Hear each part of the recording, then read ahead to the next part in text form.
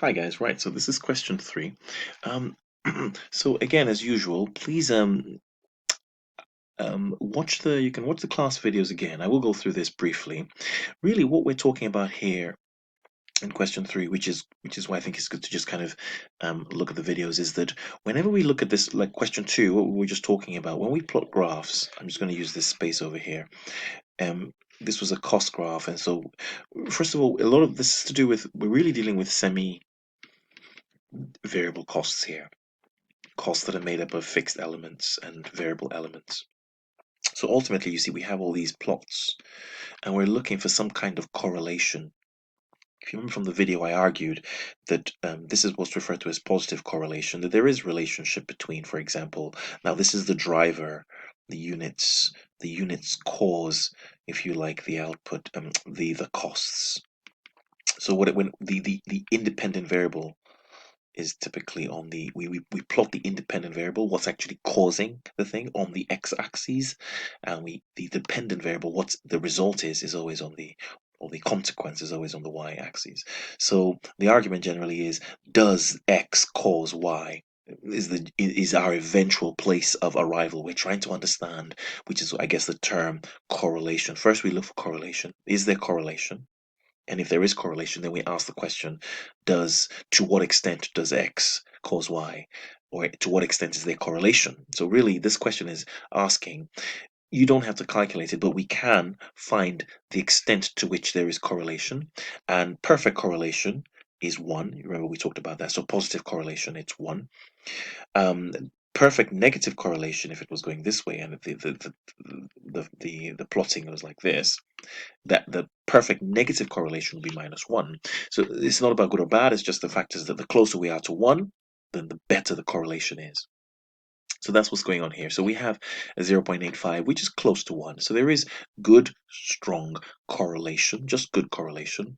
Now, what we then do is, if we want to see the extent to which this independent variable causes this, we square this 0.85 just to see, because you see, here's the thing, if there was perfect correlation and that was 1, when we square 1, it's 1 again. So it means that definitely 100% that we could argue that um, um, the x-axis, or whatever's here, hours here, cause this expense. That's the key point here. So you can see that it's a tougher test for you just to prove causation. It's easier to look at correlation. It's harder to prove causation. So causation makes you square it, which makes it even less. So really, that's what this is saying. Here we're looking for correlation, and here we're looking for causation. So what is it saying here? If you look at all of this here, definitely it's not this one, because they're talking about causation. What is explained by? That's saying what's causing it. So this is not causation. This is just, is there correlation between the two? Causation is about the 72%. So the question is, who's causing what? And like I said here, the independent variable sits here. So the percentage in overhead costs is explained by the variance in machine hours. These machine hours here are driving or causing these overheads. So it's just language and understanding what these concepts mean.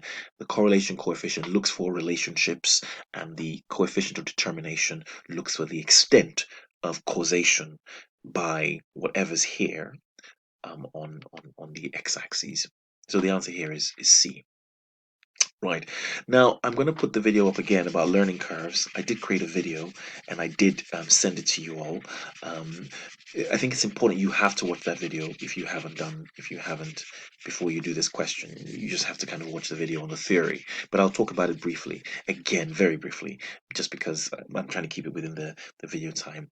Or should I say, watch the video first before you come back and do question 4. I doubt you'd have been able to do it. But the argument here is that as we do something, as we repeat something, that the time taken to do it falls, and there is a theory, a learning curve theory, that the average time taken to do something falls by a set percentage, a given percentage. All of this will make so much more sense, please, if you watch the video. I will put it in this in when I send this email out again. So So let's look at this question here so that we don't take too much time, but please watch that video.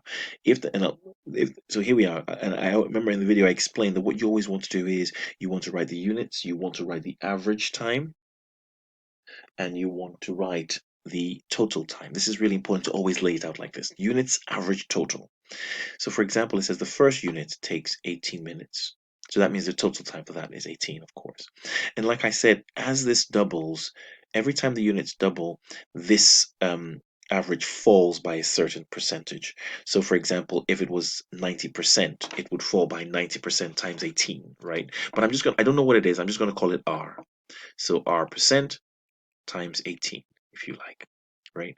So, and then as it doubles again to 4, it'll go by R percent times 18. This is the trick. You have to be careful.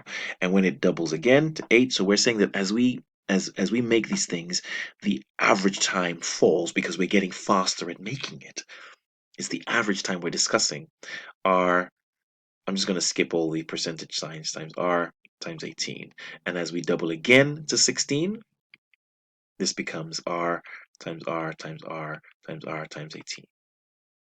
Now, now, as you can see now, this becomes R raised to the power of 4 times 18. That's the average time. Now, I'm told that it takes 18 minutes to make the first one, and it takes to make the next 15 units, which is from unit 2 to 16, right? The next 15, it took 73 minutes. So I know the total time here to make the next 15 units is 73.2. So therefore, the total time to make 16 units would be, of course, the time it took to make the first unit plus the time it took to make the 15 units. So the total time to make the 16 units is 18 plus 73.2, which is 91.2. So I know the total time of 91.2, and I know that the number of units is 16, so I can find that average technically. Well, so that when I say, oh, well, I can start to find it. So 91.2 divided by 16 is 5.7. So 18 times R raised to the power 4 is equal to 5.7. So I'm looking for R. I mean, that's the percentage. I'm looking for the percentage by which this falls. So if I know this, that means that R4, right, is equal to 5.7 divided by 18. And 5.7 divided by 18 is equal to 0.316667, right? So that means that R4 is equal to this. So you need to go to your calculator. So I'm going to go to my calculator to show you, give you some kind of idea of how to kind of arrive at this thing. So I'm going to go to calculator. So you first of all, you will need a scientific calculator of sorts. You just will need one. And really, it's not, you just have to find your, hopefully by me doing this, you'll see where I'm going. See, so what I have here is that I have here that R4 is equal to this 0.3166 thing. And I'm trying to find R. I'm trying to find, it's a bit like this. It's like saying, imagine I said R4 was equal to 16. Well, you'd say, oh, I know R is 2. It's 2 times 2 times 2 times 2, which is equal to 16.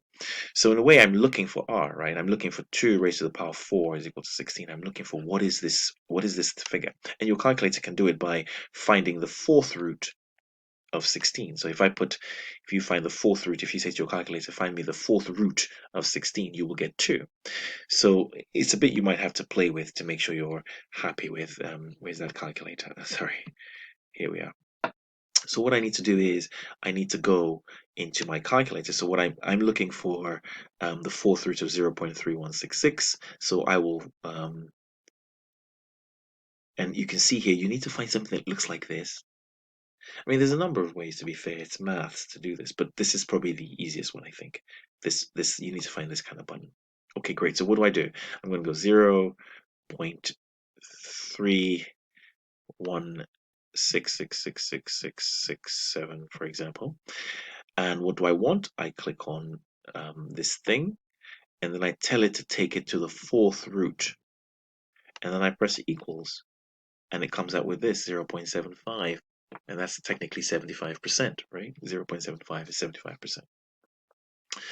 So And you can see that takes me nicely to D.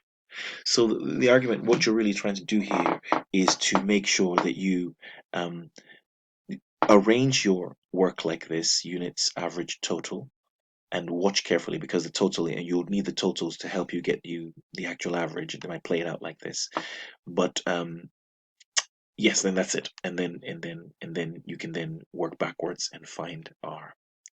So yes, please watch the video on learning curves. It's an essential video to watch as well. Thank you.